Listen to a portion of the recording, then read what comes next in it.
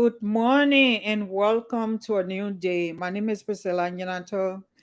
Our new day is where we are engaging in conversations which will lead to social reforms in our community, our society, and the world to inform our social consciousness. On this program, we discuss gender equality and gender justice in our society. Our conversations cover sexual gender based violence, identifying root causes, and seeking ways to address them and related issues. By harnessing healthy and generally acceptable traditional values, systems, and practices, healthy religious values, practices, as well as practical global values and systems for women and girls' equal rights. We hope that such conversations will contribute to changing mindset and attitude about women and girls' human rights and lead to a shift in social and cultural norms from patriarchy to a society of mutuality and equality. Hence, a new day on Focus on Liberia. Today, our conversation is gender equality through the lens of Islam. And our guest for today's conversation is Dr. Suzy Ismail. Dr. Suzy is a founding director of Cornerstone, a nonprofit faith-based communication intervention organization with several locations around the world that focus on youth, family, marriage, identity, social, emotional wellness, and relationship rebuilding. She's the author of many books, including Modern Muslim Marriage, quote unquote 9 to 5, when Muslim marriage fails, and several other works.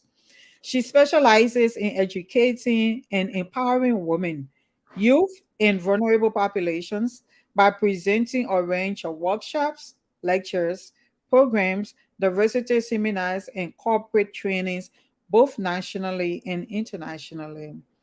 As a visiting professor for over a decade in the communication departments of Rutgers University and DeVry University, Dr. Ishmael has researched, written, and presented extensively on the intersectionality of education, faith, communication, and culture.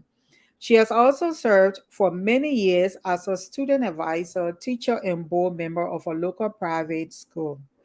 Dr. Suzy has been interviewed on numerous media outlets and is often featured on talk shows, radio and television broadcasts, and podcasts regarding her work. She has presented on the topics of marriage, family, parenting, identity, and teens at many public and private universities around the world, such as Harvard, Princeton, Yale, Columbia, NYU, and many more, as well as at the World Meeting of Families during Pope Francis' first visit to the United States. She has traveled to the border of Syria to work in refugee camps with women, families, and orphans, and continues her work with resettlement and relief agencies providing integration intervention. For many years, our guest for today has served as an executive officer and director on several nonprofit boards, commissions, and organizations.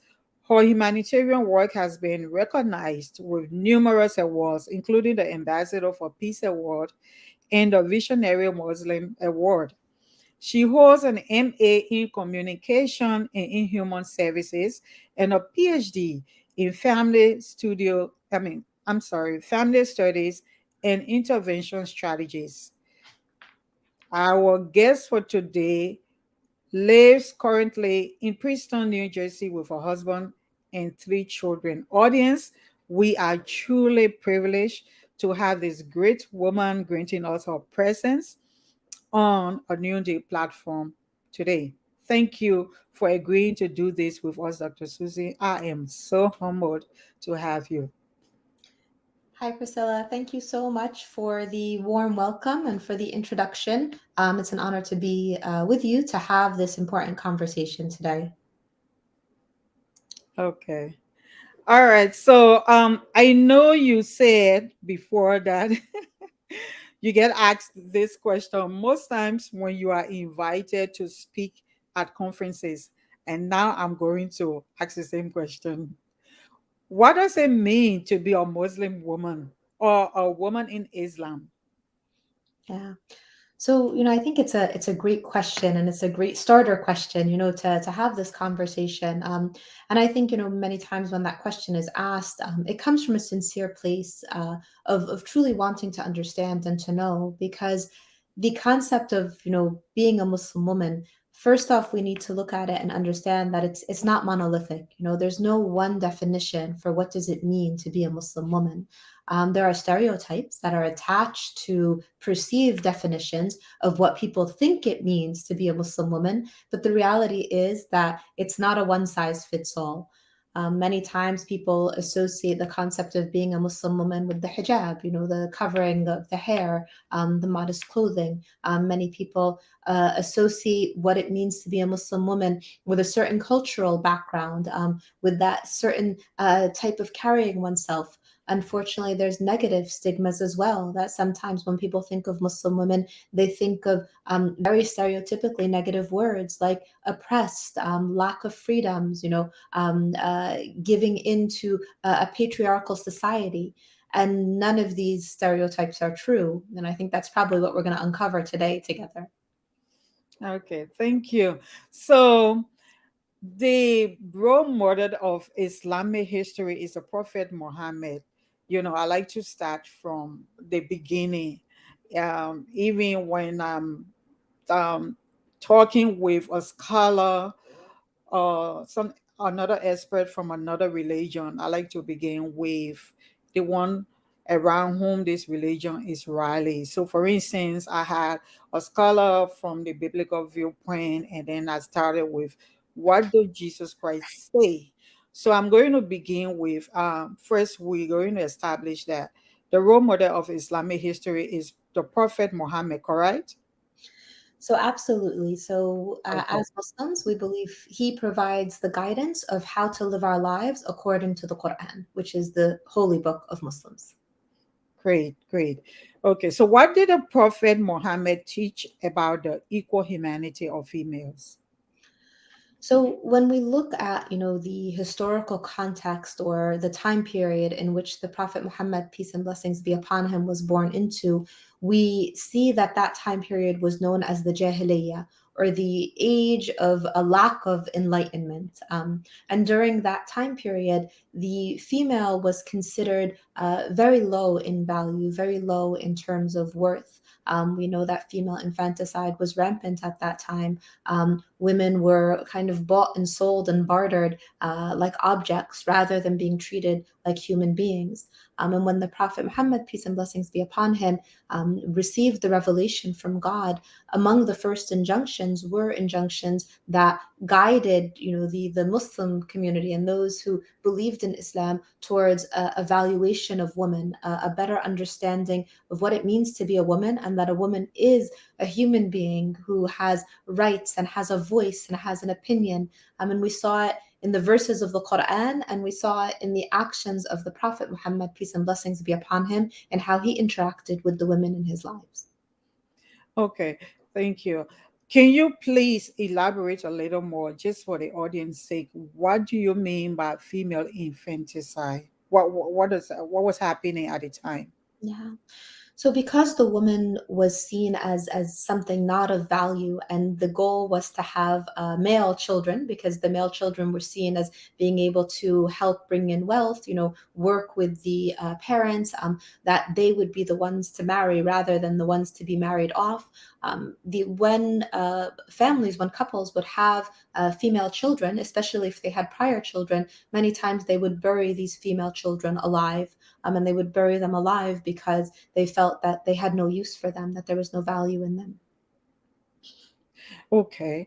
Can you give us a Quranic text or verse or two that addresses that particular case in point or situation where the prophet is warning against this kind of practice? Yeah, absolutely. There's a verse in the Quran which reads, وَإِذَا الْمَوْءُودَةُ سُئِلَتْ بِأَيِّ ذَنْبٍ قُتِلَتْ, that there will come a day when the newborn infant who is buried alive will call out and ask, for what reason was I killed? And the verse continues by saying that there's great punishment for the one who kills the female infant upon, her birth, for the reasons, whether it was reasons of wealth, reasons of, not wanting a female, whatever the reasons were, that there is a great punishment for that. And that was one of the first mandates which outlawed a practice that was conducted in the Jahiliyyah. Okay. All right. So in his personal life, how did the Prophet Muhammad demonstrate this? Yeah. If you can, before we come to the issue of partnership, I want us to look at, did he have girls, children? And if he did, so how did he relate to his female relations besides his spouses, which I want to spend a little more time on because I want to emphasize the issue of partnership. But so in his quest or desire to end the issue, the practice of female infanticide, how did he demonstrate this as a father? Yeah. So, again, great question. And I think it started from, the Prophet Muhammad, peace and blessings be upon him, from his own childhood and what he experienced, as a man who was raised by women. His father passed away before his birth. He was raised by his mother up until the age of 6, and that he spent a period of time being raised by Halima, who was his wet nurse. And as he grew older, he had Barira, who was a woman who constantly cared for him. And so throughout his young years, he was surrounded by women who cared for him, who raised him. And we see that in the empathy and the compassion of the Prophet, peace and blessings be upon him. But then in his older years, also, his marriage to Khadija, may God be pleased with her, who was a strong woman who had been twice widowed, who was older than him. It was a beautiful marriage that was filled with respect and mutual love. And from Khadija, he had 4 females, 4 daughters who remained alive in his lifetime. He had infant sons who passed away in their childhood, in their infancy. So he became very close to his daughters. And after the passing away of Khadija, his wife, he raised his youngest daughter in particular, Fatima, and was very, very close with her throughout her life. All right.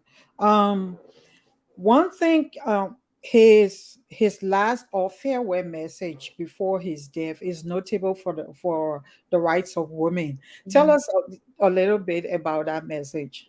Yeah, so in the farewell sermon, which was the last sermon that the Prophet Muhammad, peace and blessings be upon him, gave to the people, the Muslim Ummah, prior to his death, he guided the community with some words of wisdom, words to leave behind. And in that sermon, he stated that no one was superior to another based on their skin color, based upon their race. He also gave warning or said, take care of the women, that these women are your partners, they're your committed partners. And this mention of this commitment that exists between, husband and wife, between male and female, I think that leads into the partnership conversation that you were referencing as well. Okay. And the reason why that message is profound is because of the context or the prevailing circumstances where, the culture of the day. So I just want you to go a little bit more. I know you mentioned that in passing, but tell a little bit more about the culture, how entrenched was patriarchy that the prophet had to, point out, be nice, be gentle, be kind to your wife. Why was that necessary? Yeah.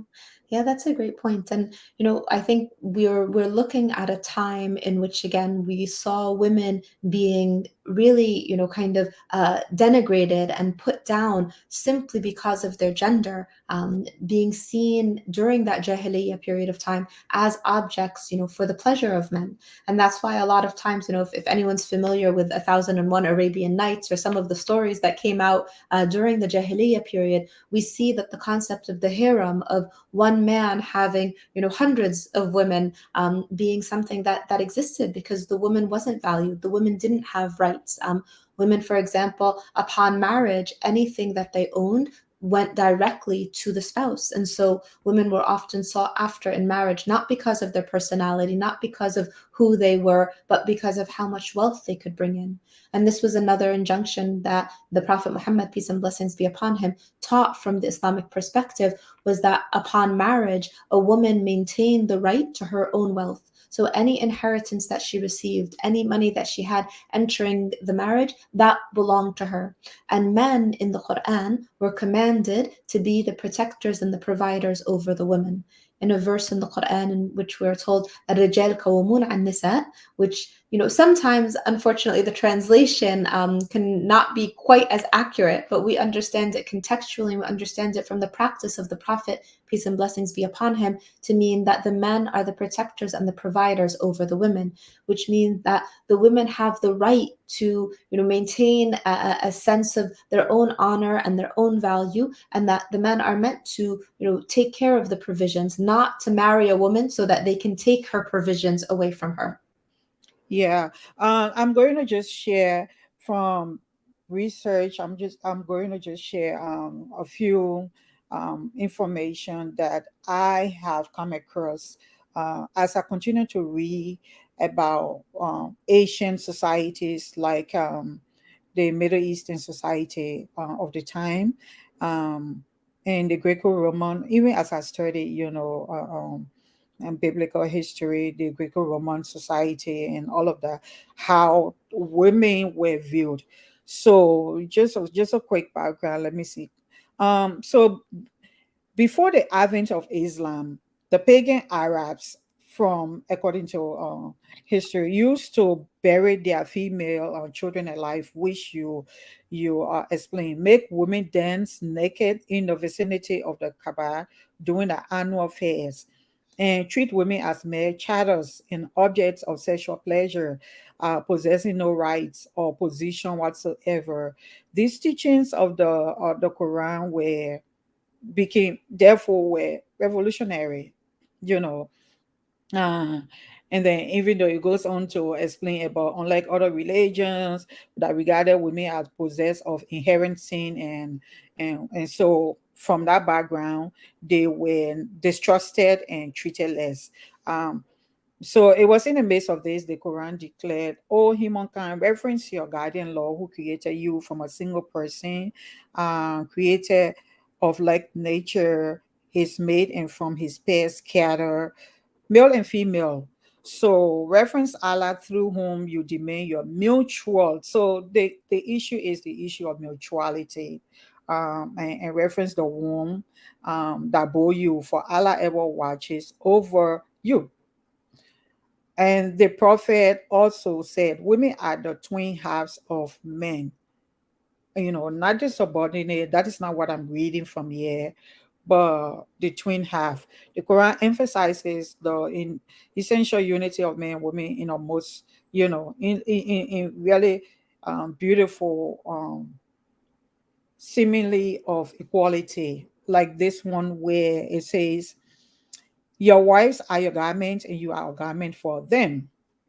So it's always the back and forth about, same as you do unto me, same as you expect to be done unto you, do unto the other. So yeah, so I think that was revolutionary for the prophet to come out to say, hey, the surrounding culture, they bury the female children, but this is what we should be, how we should be different, or how it should be done. All right. So, um, tell us a little bit about, or tell us about his relationship with his female relations, his spouses or partners or wives. He had more than one wife, but I think the first one after she died, and then he had other wives, most of whom were widows. We'll come to why it meant for him to marry a widow and what good it did for those women in those situations. But first, tell us what was the relationship dynamics. Yeah. So, I love the description that you use, that the teachings of the Prophet Muhammad, peace and blessings be upon him, and the revelation of the Quran were revolutionary at a time that seemed to be very stagnated in terms of the treatment of women and the dehumanizing of women. So when we look at the Prophet Muhammad, peace and blessings be upon him, we see that the first, relationship with a female outside of that with his mother, that with his wet nurse, that with Barira who had raised him, we see that the relationship that really is very pivotal is his relationship with Khadija, may God be pleased with her, who was his first wife. And the reason why it's such a pivotal relationship is that this was a woman who, as I mentioned, was several years older than the Prophet, peace and blessings be upon him. Many scholars say she was approximately 20 to 25 years older. She had been widowed twice before. And she was actually, in contemporary terms, she'd be considered like his boss almost. So she had been seeking out someone who could help her in terms of the trading business that she had. Again, a strong woman who had her own source of income, who ran a business, who was very, very respected. And she wanted someone who could help with that trade. And so when her relatives had told her, you should think about Al Amin, who this was the nickname of the Prophet Muhammad, peace and blessings be upon him, which means the trustworthy one. So she hired him, and as he would go on these trading expeditions, one of her servants who would be with him would come back and tell her, I have never seen anyone with such impeccable character. I've never seen anyone so honest, so trustworthy. And so she heard of these characteristics, these traits, and she felt this is the partner that I want to spend my life with. And again, this is something that even today I think women struggle with, despite us thinking about our independence and, our ability to carve our own paths, I being able know. to know ourselves, right, well enough to say, these are the characteristics I'm looking for in a life partner. So she identified that, and she didn't wait. She sent one of her relatives, her cousin, to speak to the Prophet, peace and blessings be upon him, and to ask him if, he'd be interested essentially in marrying her. And the Prophet, peace and blessings be upon him, was initially very humbled by that. And he said, I'm not of that status. And the cousin, the relative, kind of encouraged and said, no, you should ask. And so he knew that if he proposed, that Khadija would accept. And she did. And it was a marriage that was built upon support and trust and respect. So much so that we see that when the Prophet, peace and blessings be upon him, would sit in Jabal Hira, the Ghar Hira, which was on Jabal Rahma, the mountain that is known as the Mountain of Mercy, the Prophet, peace and blessings be upon him, would sit in the cave there and reflect. And in reflecting, he would see all of Mecca. And, I had the opportunity right before COVID to actually climb Jabal Rahma in Saudi Arabia. And you stand, in the place where the Prophet, peace and blessings be upon him, stood, and you see the entire city of Mecca beneath you. And you visualize how the Prophet, peace and blessings be upon him, would stand there and pray, knowing that there was corruption, there was, fitna, there was horrendous things that were happening there. And Khadija, may God be pleased with her, would bring him food as he sat in reflection there, would support him in his seeking of divine wisdom. So when he first received the revelation and he shook in fear, not knowing what to make of these words that he had received from God, he came down this mountain, and the first person that he went to speak to was his wife Khadija. And he shivered in his lap and he said, Zammilini, Zammilini, cover me, cover me. And as she covered him, he told her what he had seen. And she was the one that said to him, you are kind to your neighbors, you are good to your family, you give in charity, your Lord will never forsake you. And she took him to visit one of her cousins, Waraka, who was a Christian monk who knew of theology. And there, that individual told the Prophet, peace and blessings be upon him, that he had the seal of prophethood and that what he had heard was the word of God. And she continued to support him emotionally, financially, physically, in every way that a partner should support throughout her lifetime.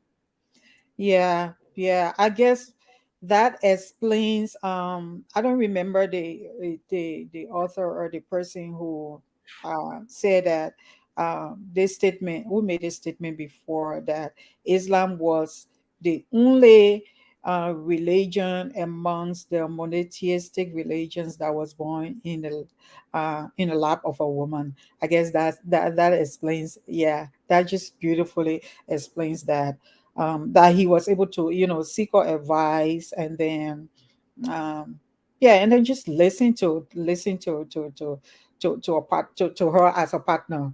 Um, so tell us a little bit, and you already explained about Khadija. There were so when the first time I read about um, the prophet Muhammad, you know, having before I started to, put time into studying church history or religious history, um, to understand the settings, the social, political environment and economic environment of the people of the time, and how women they really didn't have much agency in different parts of the Asian world. I didn't understand why the prophet had, why was he just marrying all these widows? Uh, then when I started to, over the last few years, recent years, when I started to study about women history, from the biblical perspective, and it took me into Asian societies, and I began to understand, without a man covering, either father, brother, or a spouse, husband, there were a lot of other avenues for sustainability or livelihood for a woman. So that's why the Bible even will say that when a woman becomes a widow, she should, one of the relatives of the husband, who the deceased husband, should, do the duty of marrying her and then bring forth a male child who is going to inherit what the father will have. So then I understood that. So tell us about some of, just give us the individual character strength of these amazing women who supported the Prophet Muhammad with his mission, from the start. Yeah. So I think you make a couple of good points. So first of all, the quote that you were mentioning about the faith being born in the lap of a woman was by Karen Armstrong in her book History of God. Um, Okay. and yeah, and it's quite a great quote, that helps us better understand the role of women in the journey of the Prophet Muhammad, peace and blessings be upon him, and also in the transmission of Islam for generations to come. So we do see that the injunction or the what's seen as an allowance today of a male being able to marry up to 4 women, we actually see it as a limitation of what was happening at the time of the Jahiliyyah. As I had mentioned previously, the concept of having harems of women who had no rights, unprotected, who would be simply enjoyed sexually by males who didn't have any type of tie to them, didn't have any responsibility towards any children that may have resulted. The allowance of the 4 women was actually a limitation on the number of women that previously, and with each of those marriages that are permissible essentially and permissible within very very strict context, so if you live in a country, for example, where legally monogamy is the only viewed marital space that exists in terms of rights, then that is also what must be practiced among anyone who is a Muslim as well. So we see that this limitation was meant to give women their rights and meant to protect their rights.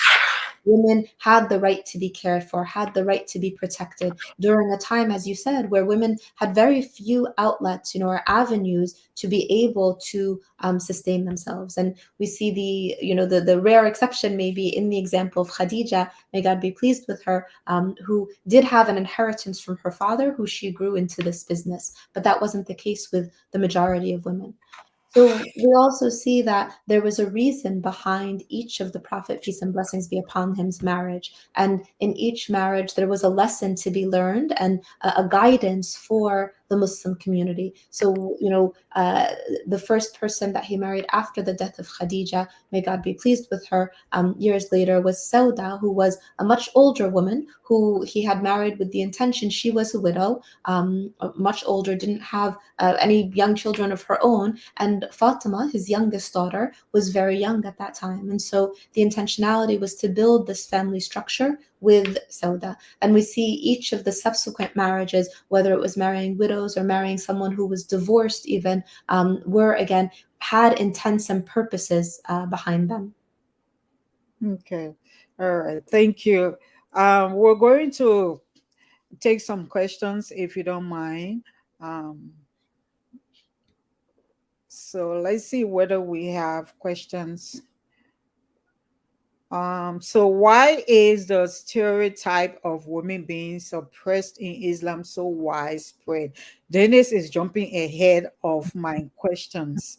But yeah, that's one of the questions that I had coming down. But so you address that. What is the next question? Any other questions? So let's take them, and then Dr. Suzy will respond. The second one doesn't seem like a question. Knowledge is power. This is Miata Stella Heron. Knowledge is power. Education is key to unlock it. This is so exciting to me, and exactly what I hope we will start doing rather than listen to political ramblings on these shows. Alhamdulillah, like to God be the glory. Thank you, Miata. And then the are there scriptural references in the Holy Quran that are being used or misused to suppress women or treat them less than men? Yeah, but I'll leave that with Dr. Susie. Um, and then Hashim Famula says, "Thank you for educating us, my Muslim sister." So, do you want to take those two questions and then we can? Um, Yeah. Yeah, I think they're both great questions. I'll actually tackle the first one first in terms of the stereotype. Why is the stereotype so rampant? And I think some of the commentators had mentioned, the fact is a lack of education and a willingness to believe what unfortunately many governments may put out there. We know that knowledge is power, and sometimes those in power are afraid of power among the people. The reality is that many of the injunctions that go against women, for example, we have heard, for instance, in Afghanistan, that the Taliban right now have shifted gears and have once again said that women cannot be educated past sixth grade. And the reason why a government in power may do that doesn't have anything to do with religion, because we know that in Islam there is a mandate that everyone, it's incumbent upon them to seek knowledge, even if it was in the furthest corners of China.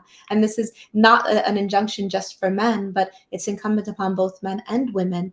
And so when we see a government, for example, restricting the education of women, we know that it's a way of maintaining power realistically, because when women are educated, when they seek out pathways, when they learn their faith, when they know their value, they will make a difference in society. They will make a difference in their own children. And that level of power can be scary sometimes for those who want to maintain power.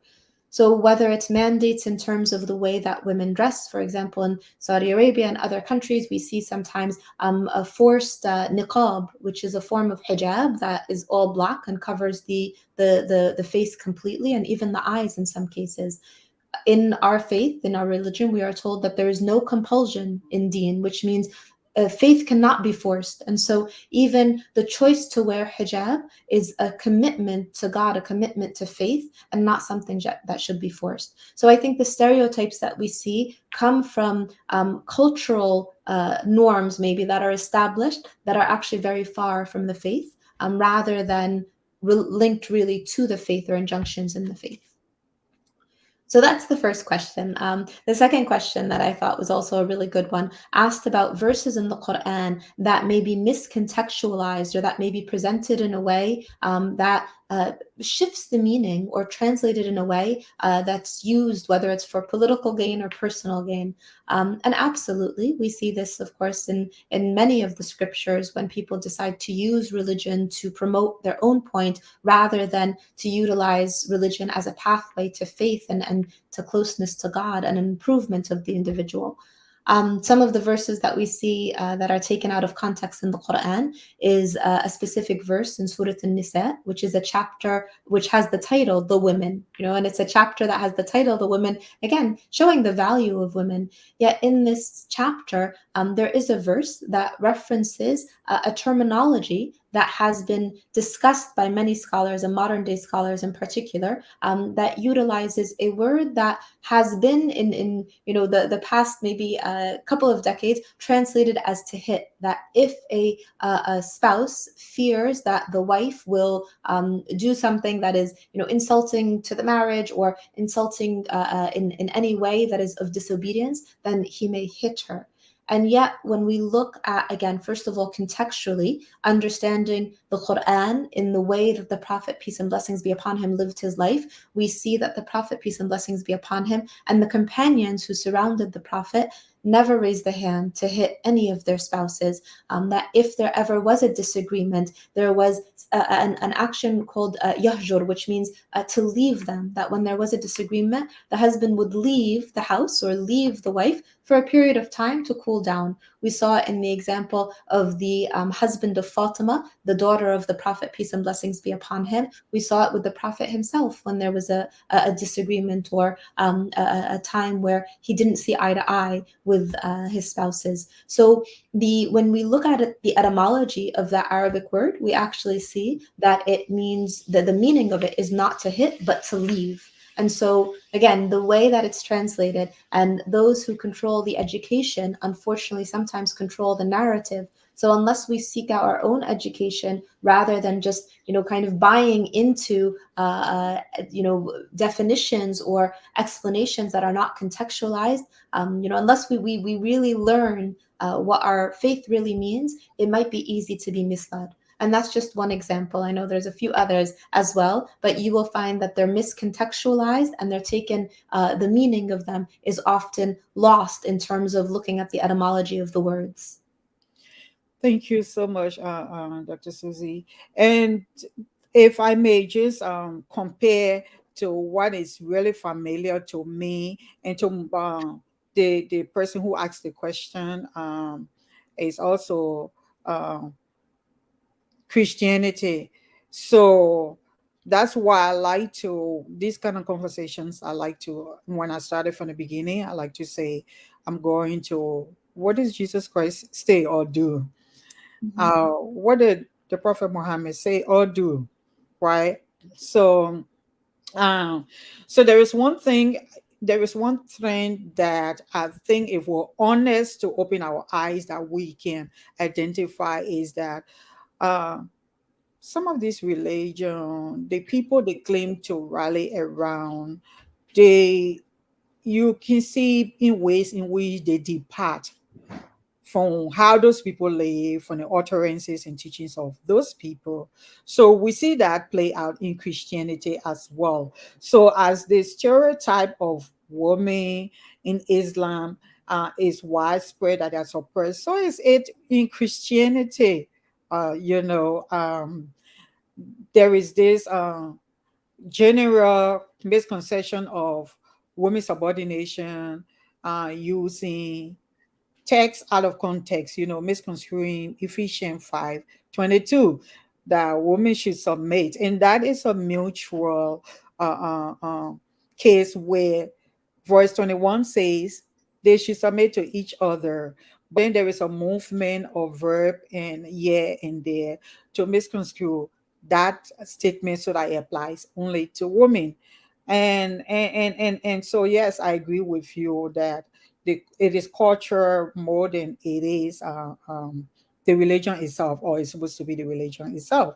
And I heard you give a really great example.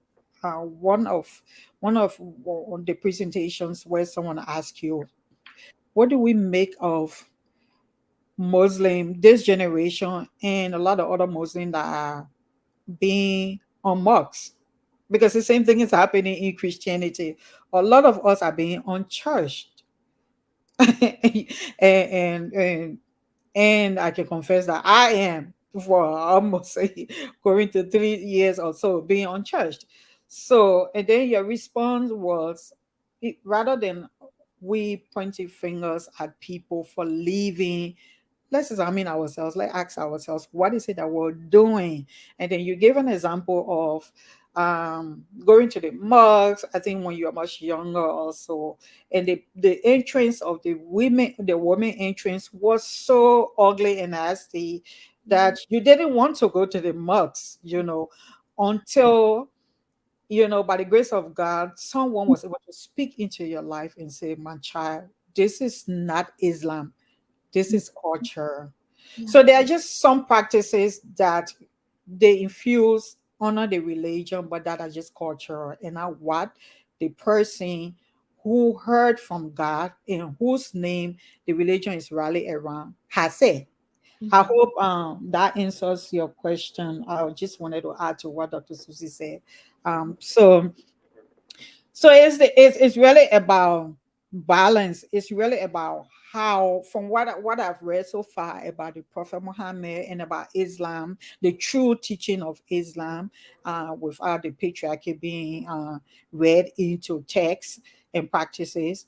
What I really have gathered, I have the impression I've got is that it is about balance. It is about how we should treat each other so that we can all live a better life here. Because when we go to Allah or to God, we're not going in based upon our gender. We're not going to be rewarded based upon our gender. But how are we contributing to fostering the patriarchy? How are we working against the balance that Allah wants us to have on earth?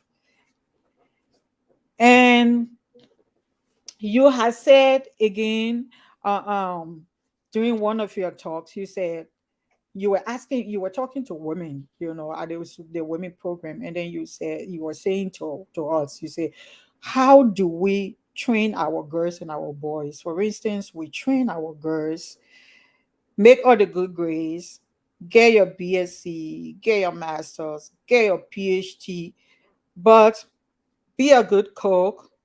Make sure your house is clean. Make sure you're a good wife. Make sure you're successful. You're a good mother. You're successful at home. Then to our boys, we say, make the good grades, get your BSc, get your masters, achieve academic excellence. But do we teach them? Do we train them how to be responsible partners at home? Tell us, yeah, go into that for us, please. Yeah, absolutely. And I think it's one of the widespread difficulties that we see, and one of the almost the immediate actions that we can each take within our own homes as well. That, how do we raise our children? How do we teach the children of our community, the children of our faiths, in order to guide them towards more of this gender equity that our faiths do preach essentially, but unfortunately are not always carried out. Um, No. and one of the best examples is, again, the example of the Prophet Muhammad, peace and blessings be upon him, where when his wife Aisha, who was the youngest of his wives, and the beauty of having the one wife that who was much younger when he married her, was that she was actually one of the foremost narrators of hadith after the death of the Prophet, meaning she shared so much of the knowledge and the wisdom that she gained living with the Prophet, peace and blessings be upon him. And she was narrating a hadith in which she said that when she was asked, what is it that the Prophet, peace and blessings be upon him, did in his spare time, she said, when he was not in the service of God, he was in the service of his family. And so we see that the Prophet, peace and blessings be upon him, it was not beneath him to, darn a sock, or, clean a kitchen, or, pick up a dish that had fallen. And so we see that acts of service within the home, despite also being such an influential individual outside of the home. But today it's like we've got almost a dual perspective. And we see this particularly in, the toxic masculinity and the rise of toxic masculinity, and also the loss among many of our boys in terms of their own identities, because not being able to see themselves almost as, what am I supposed to do? Women are getting stronger, they're being educated, they're also carrying the house, and women also are left in many cases thinking that they don't need a partner, they don't need a family, because they can do it all by themselves. And there's a great quote by a woman named Gloria Steinem, who said, about women, that in trying to find the best partners possible, or the best men possible, we have become those men. That, for a lot of women also, in that push and that drive of, I guess, feminism in a Western context, rather than feminism as truly a form of seeking out equity in terms of gender, we see almost this, there's no need for men. And that's detrimental in its own way as well. That's, the anti-patriarchy to an extreme, where we know we want to find that balance between both male and female. Hmm. Yeah, yeah, I agree with you. We're in a we have our group, and then we're in a group, and we'll have conversation like that, and someone is like, "Yeah, we don't," and I'm like, "No, I don't want a war with our men. We need it. We just need to keep fighting and saying no. We both need to be treated equal, because um, we are dependent upon each other. Yeah, so that brings me but Dr. Susie, I think partly is due to the fact that going back to what we said about where you are questioning women or parents to do, like, how do we train our boys to be responsible to their family, as much as they excel academically. So I think it have fed for years. uh there was this imbalance to the extent where women got used to carrying a lot of things on their own. So they got to the point that, like, okay, if I've been doing it by Mhm. myself, or even though there is a man in the picture, but he has been socialized that he's not supposed to be involved in certain ways. So I've been doing it. I agree with you, though, that there's certain aspect of Western feminism that I do not agree with as well. I think yeah, we can contextualize feminism based on region and our life experiences and culture. But I want to think that those who get to that place are people who maybe got used to seeing their great grandmothers, their grandmothers, their mothers just doing it all by herself, even though a man was in the picture. So so now we socializing the new generation to say, I don't need a man, but is that how it's supposed to be? No. So that's why we need to go back to the foundation and start training our boys and our girls that, hey, this word is for all of us to dwell in partnership, right? For balance, again, back to what the Prophet Muhammad tried to teach us, balance. Um, Someone had a question. I don't know. Let me just ask this one, and after that, we will go to question again, and then we should be wrapping. I wanted to. I didn't want to keep you for more than 1 hour. So, but this is so interesting. But I'll try to stick to an hour. um. So, there was something again that I wanted to ask you, or that I wanted to add. You mentioned that you said we were dealing with. So what are the reason? What is the reason? Because you said that you mentioned that you're having problem dealing. You're having problem at the Cornerstone Family Center. And by the way, if you're just joining us, the Cornerstone Family Center is Dr. Susie is the founder of Cornerstone. You want to tell us a little bit of what you do there? Yeah, sure, sure. So Cornerstone is a nonprofit organization. We are international, so we've got several offices in New Jersey, in several different states in the US and Canada and in England as well.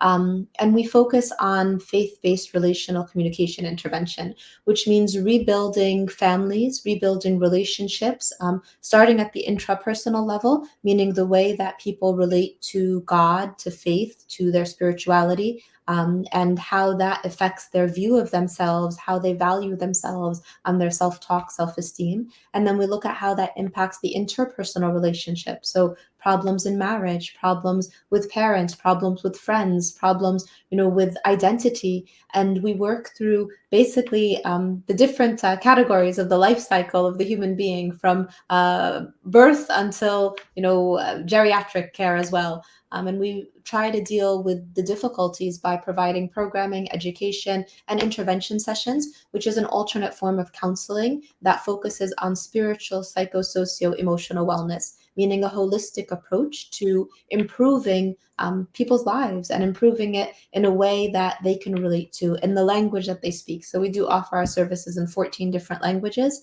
and we try to make sure that we connect with people in a way that's most familiar and most comfortable for them.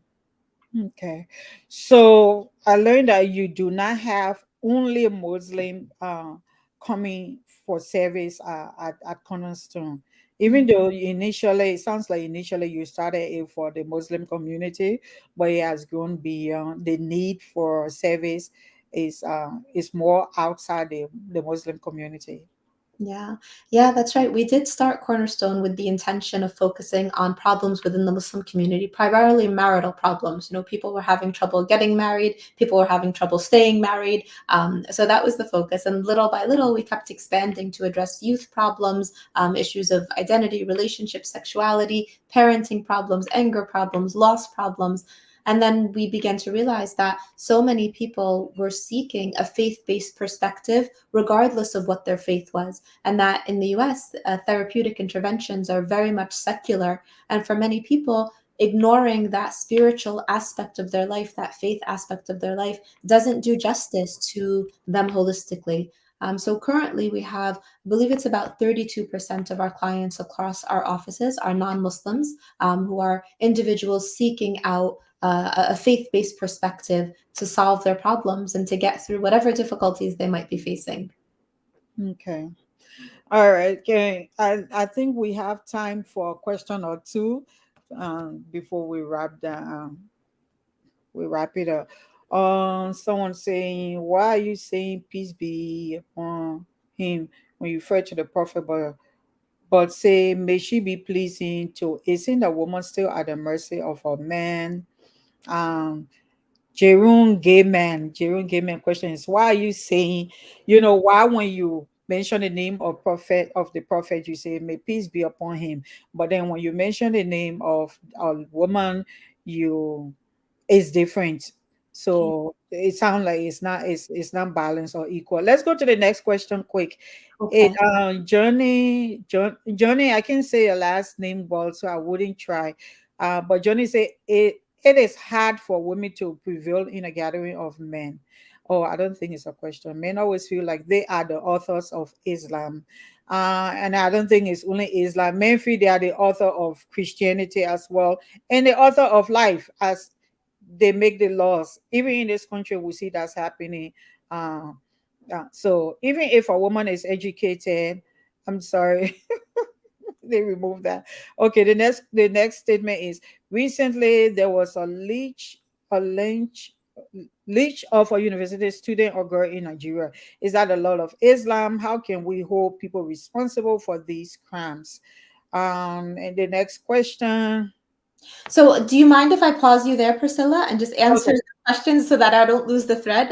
Because I think these are important questions and I want to make sure that we do answer them. So, the Okay. first question, I do want to explain to the individual who's asking that when we mention the name of the Prophet Muhammad, peace and blessings be upon him, generally speaking, the Arabic translation is Sallallahu Alaihi Wasallam, which translates into a rough translation, the English, peace and blessings be upon him. This is a form of respect that is reserved for the Prophet Muhammad, peace and blessings be upon him only. when we talk about female companions of the Prophet, the wives of the Prophet, we say radiallahu anhum, which means may God be pleased with her. Meaning, and again, it's a rough translation, because when you look at the Arabic translation and the Arabic utilization of radiallahu anhum, it's the same one that's also used for the male companions of the Prophet, peace and blessings be upon him, which simply means that, God is pleased with these people who carried the word of Islam. But again, we lose something in translation. So yes, peace and blessings be upon him is reserved for the Prophet Muhammad, peace and blessings be upon him only. When we say radiallahu anhu, which is, or anhum, which means may God be pleased with them, it's an expression of the pleasure of God, and that is applied to both male and female companions of the Prophet, peace and blessings be upon him. So that's the first question. I'll try to tackle the next two questions, Priscilla, just because I think they were important as well. The next comment that the poster Johnny had made, which was that women sometimes can't really hold a candle in conversation to men who feel like they are the authors of Islam, or as Priscilla pointed out, of life, or any religion. I don't think it means that we stop educating our women. It means that we need to continue educating our women. And there is a way to convey information and to convey, your concepts that is not in any form, combative. And it may be done in a way with empathy and with compassion. And I truly believe that that message will be heard as women. And this is kind of a message to all women: don't give up. If a man closes the door of conversation and you know that you are educated in that space, keep knocking on that door and keep sharing that information and education, because that's the only way that we're going to continue to have these important conversations. And I mean, I see, two women on the screen now talking about this topic, and I don't see any men. So I think this is a positive. I see men listening and hearing and wanting to learn. So I think we need to keep doing this. And Thank the you. third question, Priscilla, about the lynching, absolutely not. This is not the law of Islam. In Islam, in the Quran, we are told that if one were to take the life of another human being, it is as if the person has killed all of humanity. And if one were to save the life of a human being, it is as if that person has saved all of humanity. So any type of harm that is befallen upon another individual is not of our faith at all. Okay, thank you. I wanted to skip that question because I always tell audience, let's stick to women and girls issue. We don't have time, but thank you for addressing that. You were gracious. We have 3 minutes, so I want you to please, if you can, look at this. There are a lot of questions we're going to have to leave out. This one is from Jerome Gaiman. Jerome Gaiman say, I was a child. I've always heard from my Islamic friends that the path to heaven is at the feet of a man. Is that an abused court? And then is it possible for a Muslim? So this is Dr. Yan, Dr. Mhm. Yan Tayo. Yeah. So let's look at the first one, please. Okay. So the first question that was asked, I guess, by Johnny was about the heaven being Jerome. of men. Jerome was asking whether, yeah, he Okay. said since he's been a child, Yeah. they said Yeah. he always So heard from his actually, family. the actual Islamic saying is that heaven is at the feet of mothers, right? That it is the mother who, and there's several hadith or narrations of the Prophet, peace and blessings be upon him, in which we are told the mother, then the mother, then the mother, that the mother has the highest actually station in Islam. So the idea the path to heaven is at the feet of a man is not something that is existent either in the Quran or in the narration of the Prophet, peace and blessings be upon him. Thank you, thank you, thank you. And I'll quickly answer this person question who says, "What is the theory of not marrying Christian men?" And I think it is. It's in Jerome Gaiman. Jerome, the Christians have it that don't be unequally yoked with unbelievers, marry only believers. So it's the same thing. Every religion think that they should stick together. The Jewish people thought they should stick together too. If you are not Jewish, you are a Gentile. So I think it's just us human. Um, so I'm going to now ask you for your closing statement, and to say thanks to you for coming on. Thanks to you for coming on today. What is it that you want to depart with? Thank you so much, Priscilla. I actually like the last question that was given. I think I'll end with that. The person asked, can someone be Muslim and Christian at the same time? If you've ever read the book Life of Pi, I know that's a question that's central to that book as well.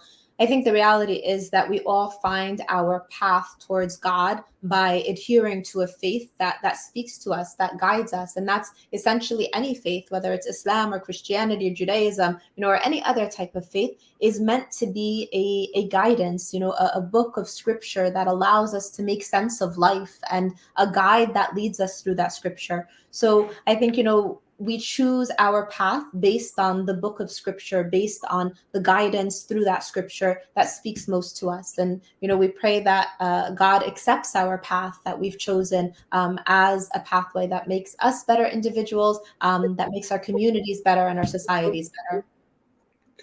I'm sorry.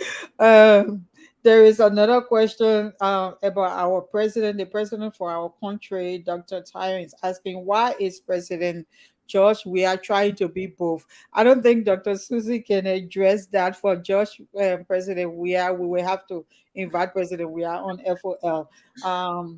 Yeah, but there are other questions we can do. So just if you want to wrap up, thank you. You've So been I love answering questions. If anyone has questions that we didn't get to in this session, please do visit our website, www.cornercounseling.com. Click the contact us. You can put your question in there, and definitely either myself or someone from our team will definitely answer your question. So Oh, right now they have another question again. Even the Almighty Allah didn't send female prophets, so there wouldn't be equality here.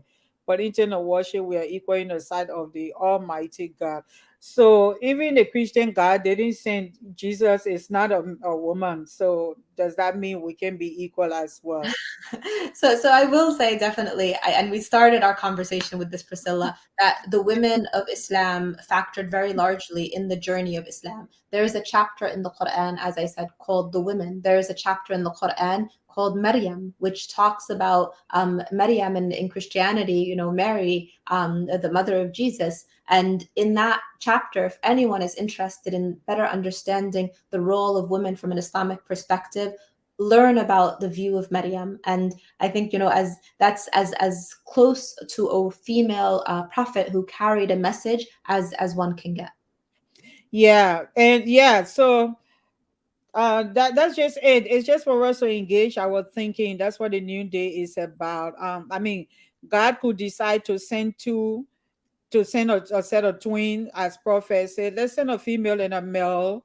There will still be people that we will use that to leave other people out, because then we'll say, uh, people who are non-binary, we are better than them. They are sub to us, we're superior to them because they only send female and male prophets, but they didn't send non-binary, so they are not human as well. So we could just go on and on about this kind of arguments.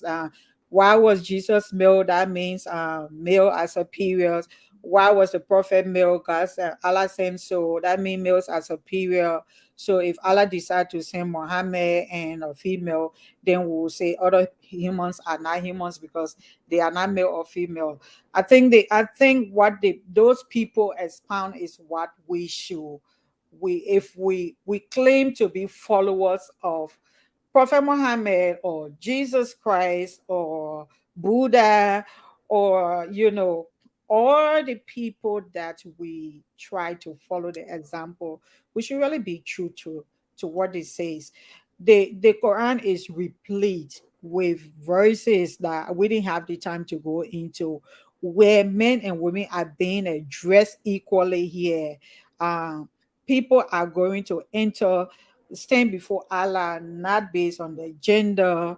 When the prophet is addressing males, the prophet addresses female, the prophet addresses holy men and holy women. They do charity together, believing men for Muslim men and Muslim women, for believing men and believing women, for true men and true women, for men and women who are patient and constant, for men and women who humble themselves, for men and women who give in charity, for men and women who fast, for men and women who guard their chastity, and for men and women who engage much in Allah's praise. For them has Allah prepared for giving us a great reward. 33, 35. We could go on and on and on, but we will keep Dr. Susie here forever.